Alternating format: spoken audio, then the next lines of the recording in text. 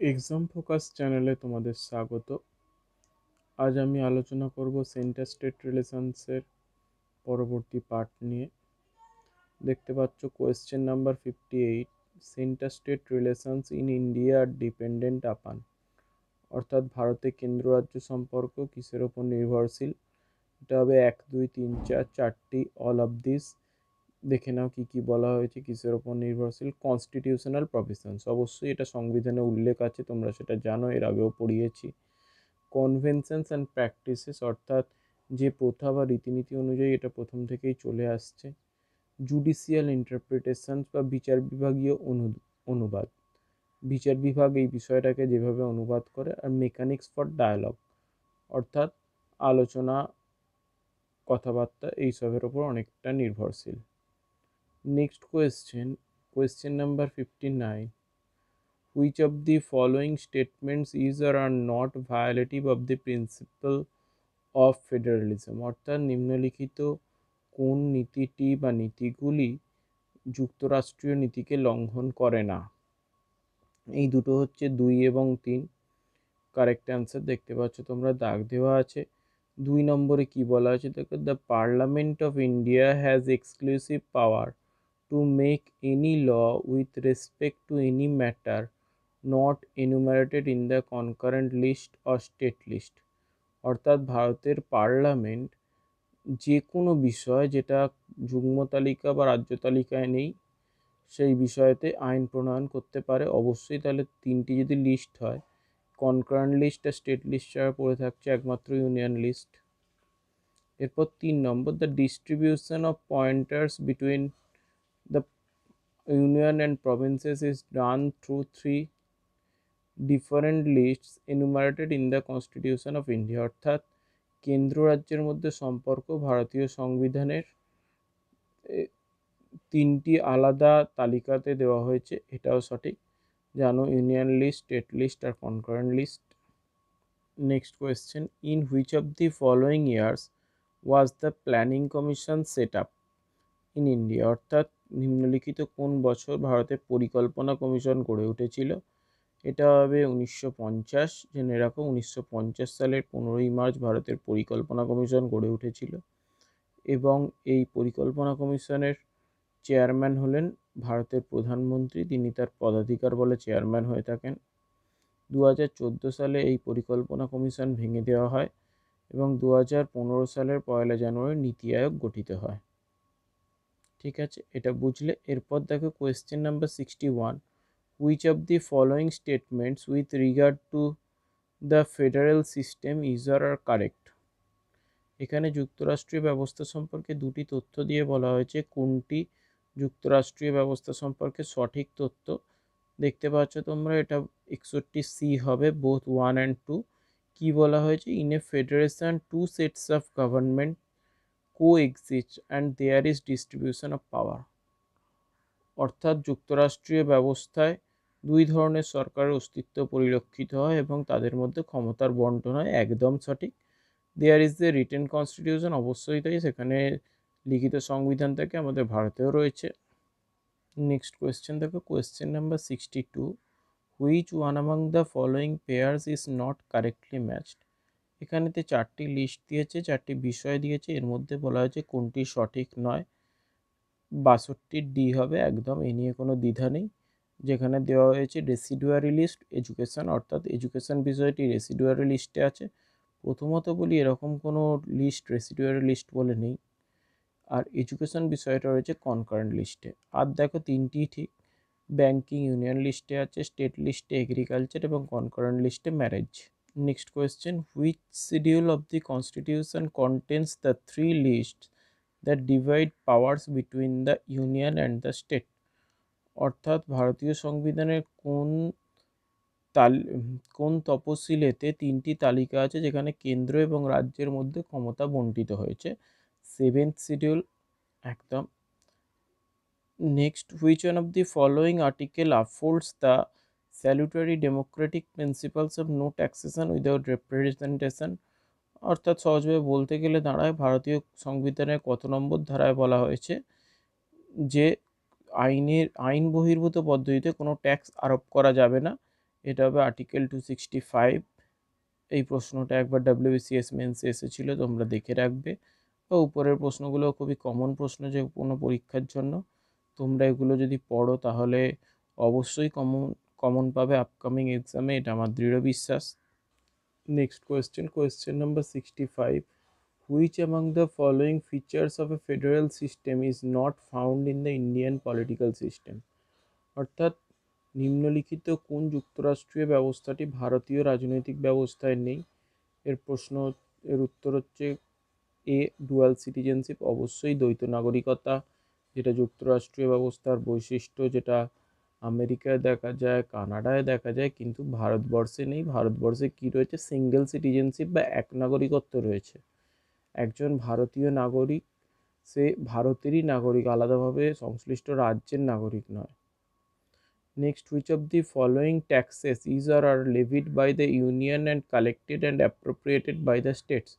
অর্থাৎ নিম্নলিখিত কোন করটি কেন্দ্রীয় সরকার আরোপ করে থাকে এবং সেটা সংগ্রহ এবং নির্ধারণ করে থাকে রাজ্য সরকার? এটা হবে stamp duties. Next question, the special status of Jammu and Kashmir implies that the state has, অর্থাৎ জম্মু কাশ্মীরের যে বিশেষ মর্যাদা সেটা কি নির্ধারণ করে? না, সেটা করে আর সেপারেট কনস্টিটিউশন, জম্মু কাশ্মীরের একটি পৃথক সংবিধান আছে। এবং এক্ষেত্রে বলে রাখি যে বর্তমানে কিন্তু জম্মু কাশ্মীরের স্পেশাল স্ট্যাটাস, যেটা আর্টিকেল 370 আর আর্টিকেল 35 এতে ছিল, সেটা আর নেই। 2019 সালের আগস্ট মাসে সেটি রদ করে দেওয়া হয়েছে। Next, central water tribunal enjoys the status of, অর্থাৎ সেন্ট্রাল ওয়াটার ট্রাইব্যুনাল যেটা আছে সেটা কিসের মর্যাদা লাভ করে? না, সেটা হাইকোর্টের সমতুল্য মর্যাদা লাভ করে। Next question, article 249 of the Indian constitution deals with, অর্থাৎ ভারতীয় সংবিধানের 249 নম্বর ধারায় কী নিয়ে আলোচনা করা হয়েছে? এটা হবে D, legislative powers of the parliament with respect to a matter in the state list, অর্থাৎ রাজ্য তালিকাভুক্ত বিষয়ে পার্লামেন্ট বা সংসদের আইন প্রণয়ন করার বিষয়ে আলোচনা করা হয়েছে। নেক্সট কোয়েশ্চেন দেখো, question number 70, the provisions regarding division of taxes between union and the states, অর্থাৎ কেন্দ্র রাজ্যের মধ্যে যে রাজস্ব বিভাজন বা বন্টনের কথা বলা হয়েছে সেটা can be suspended during national emergency. অর্থনৈতিক, এটা হবে এটা 70টা বি হবে, আমি ভুলবশত দাগ মেরেছি এতে, অ্যাকচুয়াল বি হবে can be suspended during financial emergency, অর্থাৎ অর্থনৈতিক জরুরি অবস্থার সময় এটিকে সাসপেন্ড করা যেতে পারে।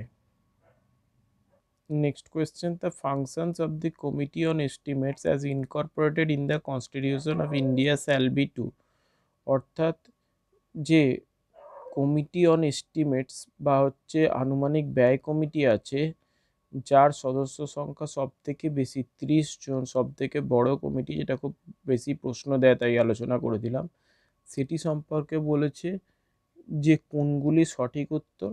আগেই বলে দিই, এটার মোট 4টি স্টেটমেন্ট আছে, তার মধ্যে 1, 2, 3 প্রথম 3টি সঠিক।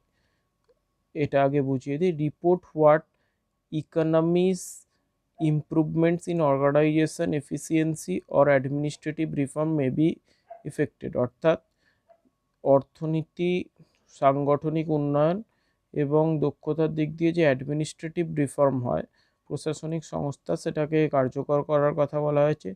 Suggest alternative policies in order to bring about efficiency and economy in administration, অর্থাৎ প্রশাসনিক ক্ষেত্রে দক্ষতা এবং অর্থনৈতিক উন্নয়নের জন্য পরিবর্ত অর্থনৈতিক নীতি নির্ধারণের বিষয়ে কথা বলে।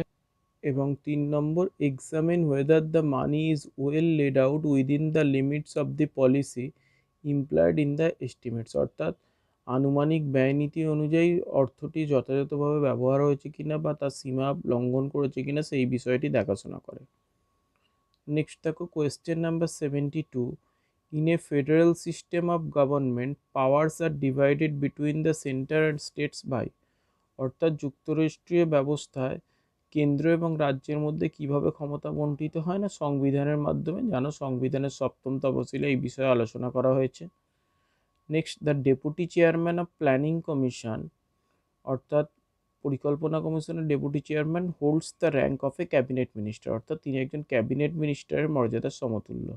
Next question, in which list does the union government enjoy exclusive powers, অর্থাৎ নিম্নলিখিত কোন তালিকায় কেন্দ্রীয় সরকার সর্বাধিক ক্ষমতা ভোগ করে? এটা হবে ইউনিয়ন লিস্ট বা কেন্দ্রীয় তালিকা, একদমই ঠিক।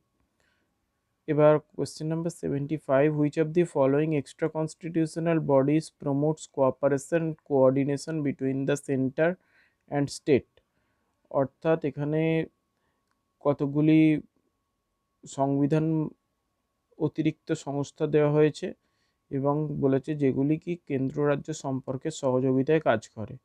সেগুলি কি কি? NITI Aayog, NDC, zonal council, central welfare council, national integration council, সবকটি। নীতি আয়োগ যেন national institution for transforming India 2015 পয়লা জানুয়ারি গঠিত হয় প্ল্যানিং কমিশনের পরিবর্তে। এনডিসি ন্যাশনাল ডেভেলপমেন্ট কাউন্সিল, যেটা 1952 সালের 6 আগস্ট গঠিত হয়, ইত্যাদি ইত্যাদি।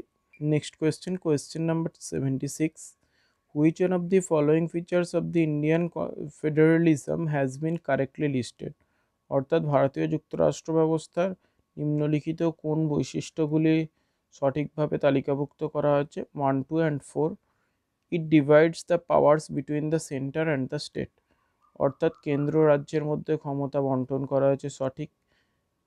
ইট provides for an independent judiciary, অবশ্যই যুক্তরাষ্ট্রীয় নীতি অনুযায়ী স্বাধীন বিচার বিভাগ গঠন করা হয়েছে।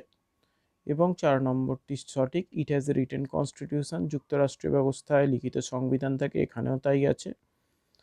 আর 3 নম্বরটি কেন ভুল? ইট provides equal representation to the states in Rajya Sabha, অর্থাৎ রাজ্যসভায় সমস্ত রাজ্যের সমান প্রতিনিধিত্ব আছে, এটিই ভুল। কারণ বলাই যায় পশ্চিমবঙ্গের যেরকম রাজ্যসভার আসন 16টি, কিন্তু উত্তরপ্রদেশ সেখানে 31টি আসন রয়েছে, বা অন্য রাজ্যের অন্য অনেক সংখ্যায় রয়েছে। Next question, question number 77, the Indian constitution is unitary in spirit because, অর্থাৎ ভারতীয় সংবিধান এককেন্দ্রিক কেন? না দেখো, এটা অপশন ডি হবে, all of the above are true. প্রথম কী কী কারণের জন্য ভারতের সংবিধানকে এককেন্দ্রিক বলা যেতে হয়? Parliament can make laws for the states under some circumstances, অর্থাৎ বিশেষ বিশেষ কিছু ক্ষেত্রে পার্লামেন্ট রাজ্যগুলির জন্য আইন প্রণয়ন করতে পারে, একদম ঠিক। 2 number, all India services are provided for, অর্থাৎ অল ইন্ডিয়া সার্ভিসেস যেগুলি আছে ইউপিএসসির মাধ্যমে, যেখানেতে রিক্রুটমেন্ট হয় আইএএস, আইপিএস, আইএফএস, আইআরএস, এই সমস্ত পরীক্ষার জন্য, এটাও ঠিক। এবং 3 নম্বরটা, only the union parliament has the power two propose amendment in the constitution, অর্থাৎ সংবিধানের সংশোধন কে করতে পারে? না কেবলমাত্র কেন্দ্রীয় পার্লামেন্টই করতে পারে, এটিও সঠিক। এই বৈশিষ্ট্যের জন্য এটা করা হয়েছে, ইউনিটারি বলা যেতে পারে ভারতীয় সংবিধানকে। এই ভিডিওটি কেমন লাগলো সেটা তোমরা জানাবে। তোমাদের যদি ভিডিও ভালো লাগে তাহলে আমি এই রকম আরও ভিডিও করতে অনুপ্রাণিত হব। ভিডিওটা শেষ পর্যন্ত দেখার জন্য ধন্যবাদ।